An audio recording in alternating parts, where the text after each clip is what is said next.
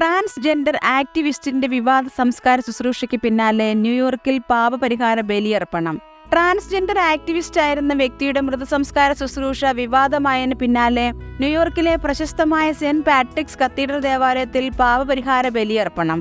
സ്ത്രീവേഷത്തിൽ നടന്നിരുന്ന Cecilia gently എന്ന പുരുഷന്റെ സംസ്കാര ശുശ്രൂഷയാണ് ഇക്കഴിഞ്ഞ 15-ാം തീയതി കത്തീഡ്രൽ ദേവാലയത്തിൽ വെച്ച് നടന്നത്. ന്യൂയോർക്ക് സംസ്ഥാനത്ത് ലൈംഗിക വൃത്തി നിയമവിധേയമാക്കാൻ ശക്തമായി നിലകൊണ്ട വ്യക്തിത്വം കൂടിയായിരുന്നു ജെന്റ്ലിയുടേത്. ദേവാലയത്തിൽ സംസ്കാര ശുശ്രൂഷയിൽ പങ്കെടുക്കാൻ എത്തിയവർ ജെന്റ്ലിയെ വേശ്യകളുടെ മാതാവ് എന്നാണ് വിശേഷിപ്പിച്ചത്. ചടങ്ങുകളിൽ പങ്കെടുത്തവരിൽ ഏറിയ പങ്കും ട്രാൻസ് വിഭാഗത്തിൽ നിന്നുള്ളവരും ആയിരുന്നു.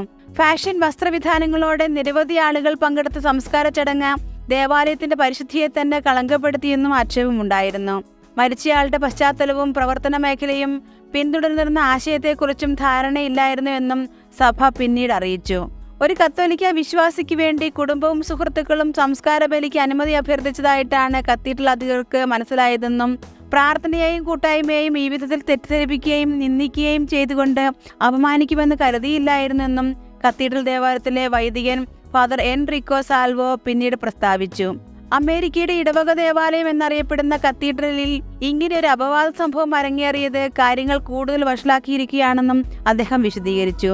ഇത് പാപത്തിന്റെയും അന്ധകാരത്തിന്റെയും ശക്തികൾക്കെതിരെ നടക്കുന്ന 40 ദിവസ പോരാട്ടകാലമായ നോമ്പ് ആരംഭിക്കുന്ന സമയത്ത് തന്നെ ഈ വിശുദ്ധ കാലത്ത് ഇത്രയധികം പ്രാർത്ഥനകളും പരിഹാരങ്ങളും പ്രായശ്ചിത്തവും കൃപയും കരുണയും വേണം എന്നതിന്റെ ഓർമ്മപ്പെടുത്തൽ കൂടിയാണ്.